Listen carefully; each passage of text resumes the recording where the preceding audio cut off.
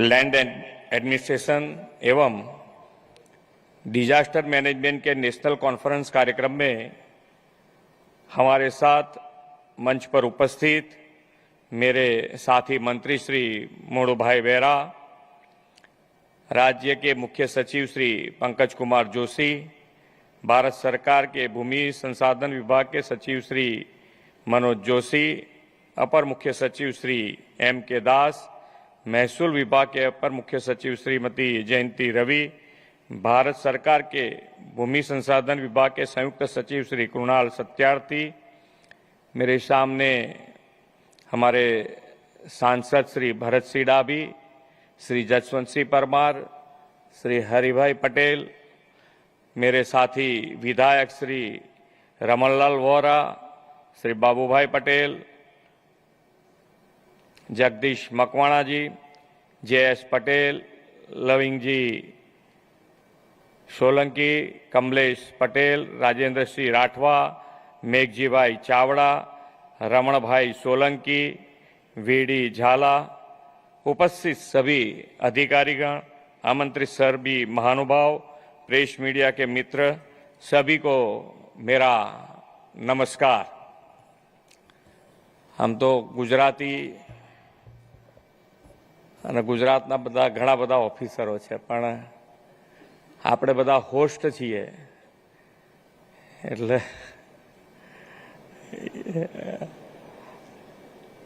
હિન્દીમાં બોલવું જરૂરી છે।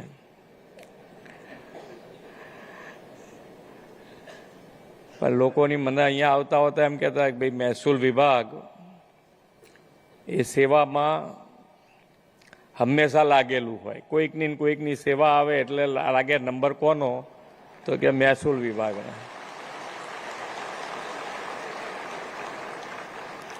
કોઈ બી જિલ્લામાં કંઈ બી જાય તો આમ નીચે ઉતરતું આવે। હા, કલેક્ટરને કહે ને કલેક્ટર મામલતદારને, પેલા પ્રાંતને કહે ને પ્રાંત મામલતદારને, મામલતદારથી સીધા નીચે તલાટી સુધીની સેવા પહોંચી જાય કે આવું કંઈક કરવાનું છે। એટલે ખૂબ અને મહેસૂલ વિભાગને જે સેવા આપવામાં આવી હોય એ સેવામાં ક્યાંય તકલીફ નથી પડી, એટલે આ ચાલુ રહી છે।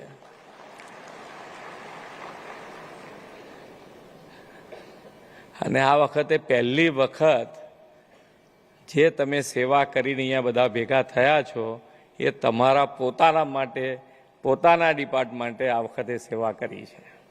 બાકી તો બીજા બધા ડિપાર્ટમેન્ટની સેવાઓ આવતી હોય, વીઆઈપી આવતા હોય, ક્યાંક સેવામાં એનો લાભ આપતા હો, પણ ખૂબ સારું મહેસૂલ ખાતું, આપણે કહીએ ને કે મહેસૂલ ખાતું એક એવું ખાતું છે કે જેમાં જો માણસ ફસાયો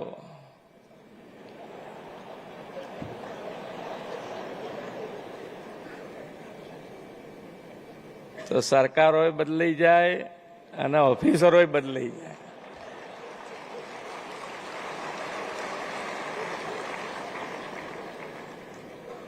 પણ હવે એની અંદરથી લોકો બહાર નીકળતા પોતાને એક આશાનું કિરણ તમારા બધા થકી જ મળી રહ્યું છે કે હવે પ્રોબ્લેમ ક્રિએટ નથી થતો અને ઝડપથી નિર્ણય આવીને એનું નિરાકરણ મળી જાય છે। હજુ પણ ક્યાંક ને ક્યાંક જે સુધારા કરવા છે એના માટે આજે આપણે બધા ભેગા થયા છીએ અને ખૂબ સારા વાતાવરણમાં ભેગા થયા છીએ કે ભાઈ જે પણ ફેસિલિટી જોઈએ એ આપણને અત્યારે મળી રહી છે। અત્યારે કલેક્ટર ઓફિસોય જે નવી બને છે ઓફિસ જેવી, એટલે પહેલું વાતાવરણ જ તમને એવું બનાવે કે ભાઈ ના, આપણે જે કામ કરીએ છીએ અથવા સામેવાળા જે સેવા લેવા આવી રહ્યા છે એ બંનેને સંતોષ થાય એવી ઓફિસો પણ હવે બની રહી છે। એટલે સેવા ખૂબ સારી રીતે સુધરતી રહી છે અને હજુ એની અંદર જે બી નાના મોટા, હું તો કાયમ કહું છું કે આમાં કેવું હોય છે કે શબ્દોની મારામારી હોય છે। વધારેમાં વધારે જો મગજમારી થતી હોય તો આ શબ્દોની, અને એ શબ્દોની મારામારી વધારેમાં વધારે થતી હોય તો મહેસૂલમાં। એક કલેક્ટર ઇઝીલી કરી નાખે કે ભાઈ આ બરોબર છે, આટલું આ સમજણ પડે એવી વાત છે, ના કરી નાખો. બીજા કલેક્ટર કરે જ નહીં, ગમે તે ના, આનો અર્થ જ આવો ના થાય કે અરે ભાઈ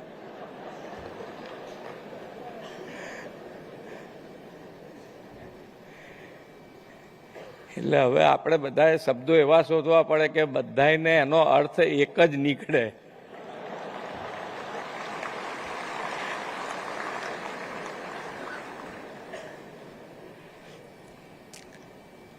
તો અમારા પંકજ જોશીજી કહેતા હતા કે ભાઈ આ મહેસૂલનો સબ્જેક્ટ છે એટલે થોડોક બોરિંગ ના થઈ જાય, એટલે થોડા હળવા કરી દીધા.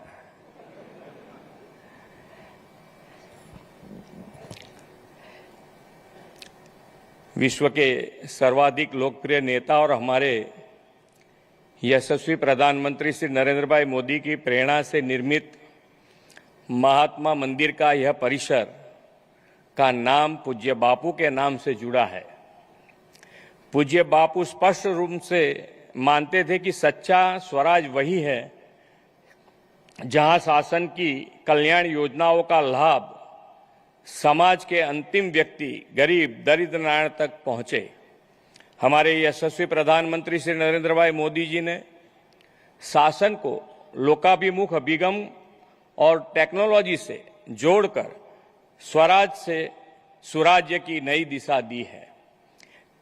डिजिटल इंडिया, लैंड एडमिनिस्ट्रेशन और डिजास्टर मैनेजमेंट पर आज प्रधानमंत्री जी के प्रेरणा से आयोजित यह नेशनल कॉन्फ्रेंस सुशासन के लिए सतत विकास, आर्थिक प्रगति और सामाजिक न्याय की आवश्यकता के अनुरूप है.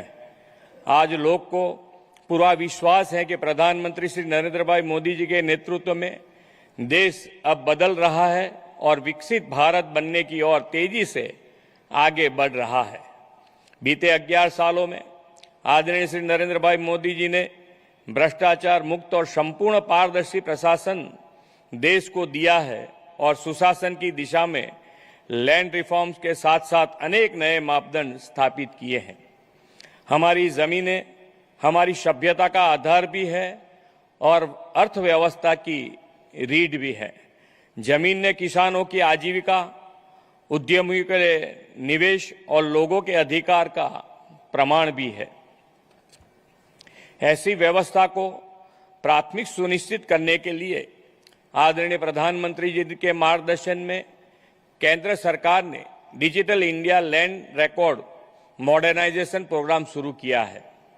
यह प्रोग्राम पारदर्शिता और सुशासन को नए तरीके से परिभाषित करने के साथ देश भर के गरीब, वंचित और जरूरतमंदों को साथ सामाजिक न्याय को भी सुनिश्चित कर रहा है.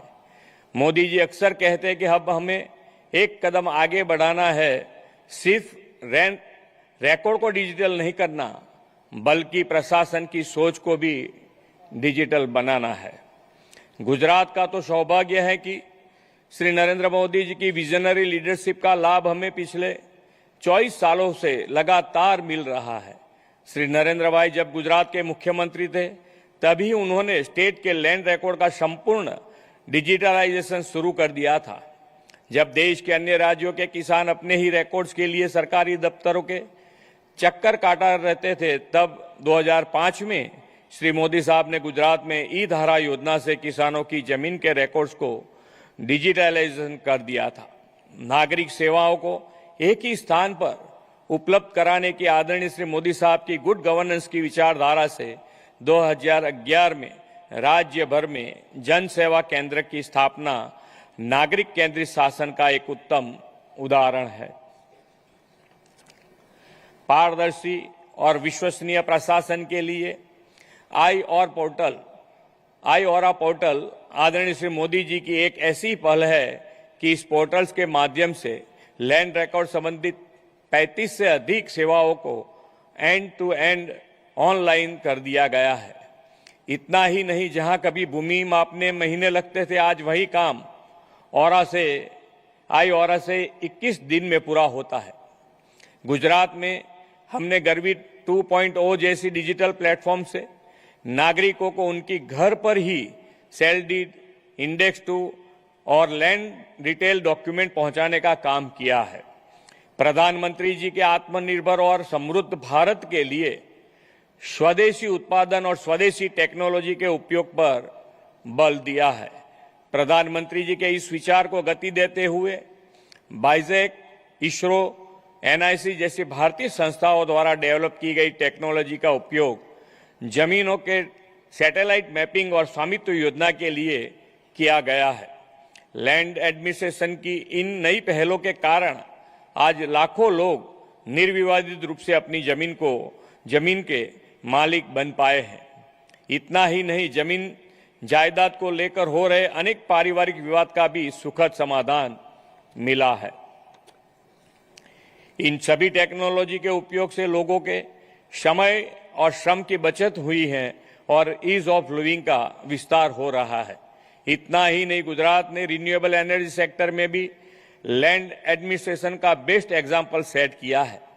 हमने अपनी प्रोग्रेसिव लैंड पॉलिसीज लागू कर विंड एंड सोलर एनर्जी को ग्रीन एनर्जी के लिए सरकारी जमीन का लीज पर अलॉटमेंट और आसान बना दिया है। गुजरात की ये सभी पहले इस सत्य को उजागर करती है कि सिटीजन सेंट्रिक गवर्नेंस से ही गुजरात आज देश का विकास का रोल मॉडल और ग्रोथ इंजन बना है। इसी तरह डिजास्टर मैनेजमेंट की बात करें तो यह हमेशा से ही गुजरात की असली स्ट्रेंथ रही है। 2001 में कच्छ के भयानक भूकंप के आपदा प्रबंधन से श्री नरेंद्र भाई ने पूरे विश्व को यह दिखाया कि यह सही मायने में डिजास्टर मैनेजमेंट क्या होता है और इसे कैसे प्रभावी तरीके से लागू किया जाता है। श्री मोदी साहब ने चैलेंजेस को अपॉर्चुनिटीज में बदलने की जो प्रेरणा हमें दी है, उसके फलस्वरूप भूकंप के कुछ ही महीनों में कच्छ ने गुजरात के नए इंडस्ट्रियल हब के रूप में विकास के नए सीमा चिन्ह स्थापित कर दिए थे। गुजरात के एक कोस्टल स्टेट भी है, इस वजह से हमारे यहाँ अक्सर अलग अलग प्रकार की नेचुरल क्लेमिटीज होती रहती है। पिछले कुछ सालों में हमने नेचुरल क्लेमिटीज के सामने जीरो कैजुअलिटी अप्रोच को प्रभावी तरीके से सफल बनाया है।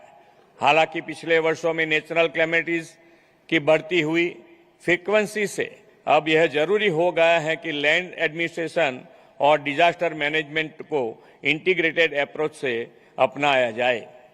ये दोनों ही विषय पर नागरिक की सुरक्षा, उनकी गरिमा और उसके भविष्य से जुड़े हुए हैं। इसीलिए हम इस मंच से माध्यम से मैं शेयर करना चाहूंगा कि गुजरात ने इस जिम्मेदारी को निभाते हुए national cyclone risk mitigation project के तहत 11 कोस्टल डिस्ट्रिक्ट्स में 76 मल्टीपर्पज साइक्लोन शेल्टर्स बनाए हैं। आज का यह सम्मेलन लैंड एडमिनिस्ट्रेशन और डिजास्टर मैनेजमेंट दोनों को मॉडर्न टेक्निक्स, ट्रांसपेरेंसी और सिटीजन सेंट्रिक अप्रोच के साथ और सक्षम बनाएगा। माननीय प्रधानमंत्री जी के विकसित और आत्मनिर्भर भारत के विजन को साकार करने के लिए यह जरूरी है कि हम अपने बेस्ट प्रैक्टिस को एक दूसरे के साथ साझा करें। आइए हम सब साथ मिलकर ऐसी संयुक्त राष्ट्रीय रणनीति तैयार करें जो हर नागरिक के जमीन के अधिकार को सुनिश्चित करे, देश को प्राकृतिक आपदा के सामने डिजास्टर रेजिलेंट और सुरक्षित रखे। इस नेशनल कॉन्फ्रेंस को सफलता की शुभकामनाएं देते हुए मैं अपनी वाणी को विराम देता हूं। भारत माता की जय। वंदे मातरम। जय जय गरवी गुजरात।